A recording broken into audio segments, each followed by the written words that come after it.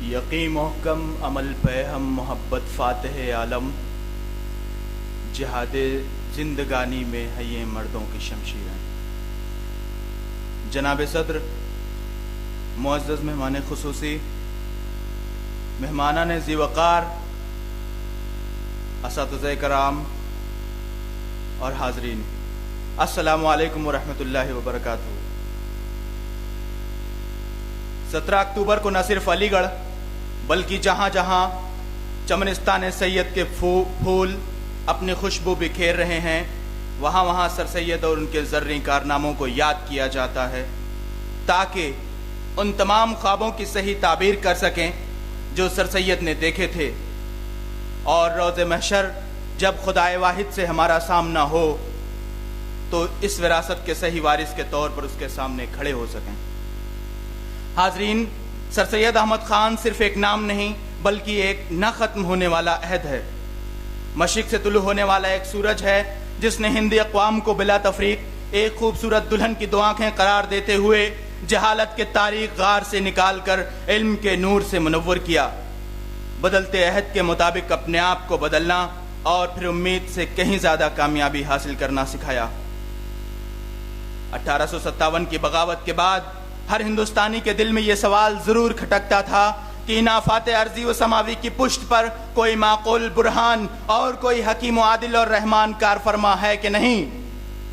ارے اس زمین اور اس آسمان پر ہے کوئی جو دکھیا انسان کو اپنی پناہ میں لے لے؟ قسم پرسی اور فریاد کی یہ لے مدتوں سے زیر آسمان گونج رہی تھی، لیکن ایک ابدی سناٹا چھایا ہوا تھا، کسی طرف سے بھی کوئی آواز نہیں آئی۔ جب زندگی ایک بوجھ بن چکی تھی، تارے نفس سینوں میں کانٹے سا کھٹک رہا تھا، جو بھی تھا کافور و کفن کی تمنا میں لگا، آسمان کی طرف دیکھ کر کہہ رہا تھا، مٹ گئے تیرے مٹانے کے نشاں بھی، اب تو اے فلک اس سے زیادہ نہ مٹانا ہرگز۔ جبکہ قوم کا حال زار یہ تھا کہ اس کا رواں رواں حکومت وقت کا مخالف اور دشمن گردانا چاہتا تھا۔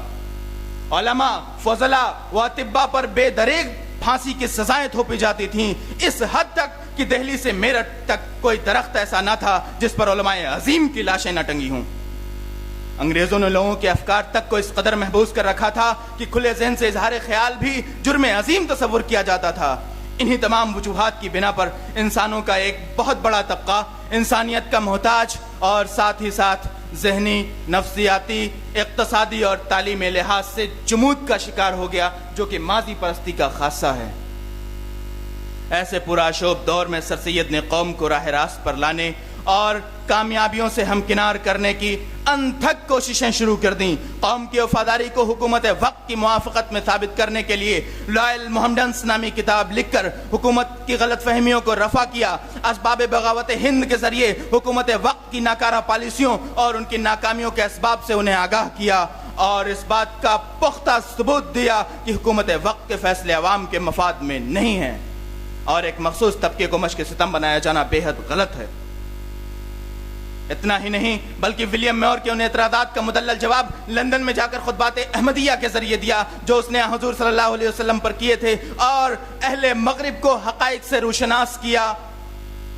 دوران ملازمت سائنٹیفک سوسائٹی کا قیام صرف اور صرف اس وجہ سے کیا تاکہ قوم کے افراد بھی سائنسی دنیا میں اسی طرح ترقی کے منازل طے کر سکیں جیسے قرون وسطیٰ میں مسلمان ترقی یافتہ تھے۔ لندن سے واپسی کے فوراً بعد عوامی سطح پر تہذیب الاخلاق کا اجرا کیا تاکہ لوگوں کی اصلاح بھی کی جائے اور تصنیفی میدان میں بھی نئے نئے تجربات سے انہیں آگاہ کیا جا سکے۔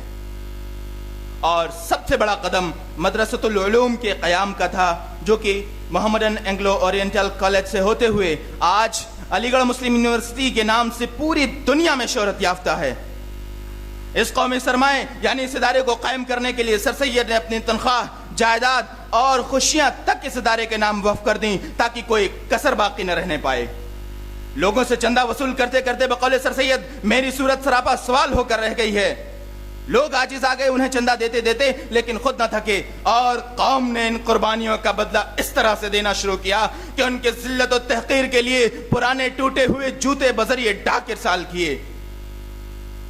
سر سید کو افسوس تو ہوا لیکن احساس ذلت کو قبول نہ کیا اور ان جوتوں کو بھی فروخت کر کے ایک آنے کا اضافہ ادارے کے فنڈ میں کر دیا۔ حاضرین، نمائش کا میدان گواہ ہے سر سید کے اس جذبہ اثار کا جس سے انہوں نے اس قوم کے لیے پیروں میں گھنگرو تک باندھے اور اس ادارے کے لیے سوال کیا اور ساتھ ہی ایک ٹمٹماتے چراغ کی لو کو روشن رکھنے میں لوگوں کا ساتھ مانگا۔ راجہ جے کشن داس کی یہ شکایت کہ صرف مسلمانوں ہی کی فکر میں مبتلا رہتے ہو اس وقت باطل ہو گئی جب انہوں نے سر سید کو ایک بے سہارا ہندو مریض کی خدمت کرتے اور اس کے گندے کپڑے دھوتے دیکھا تو تاعمر پرستار بن گئے۔ الغرض قوم کو ہر ممکن کوشش کر اس قدر جھنجھوڑا کہ تم اب خواب غفلت اور پدرم سلطان بودھ کے زوم میں نہ رہو،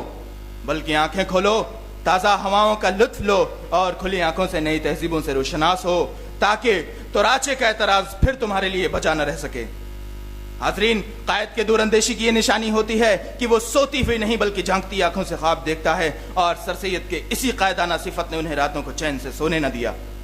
مسلسل اجتہاد اور کوشش کرتے رہے، سوتوں کو جگاتے رہے، یقین مکمل پیہم کے طور پر، جس کے بنا پر کفر، الحاد اور نہ جانے کتنے الزامات سر سید پر عائد کیے گئے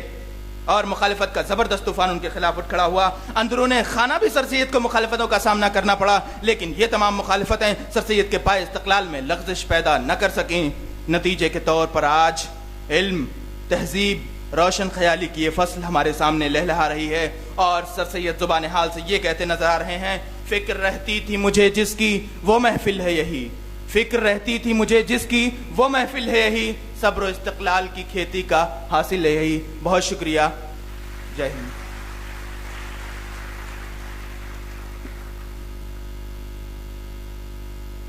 جناب عبدالرقیب صاحب، آپ کو ہماری دلی دعا ہے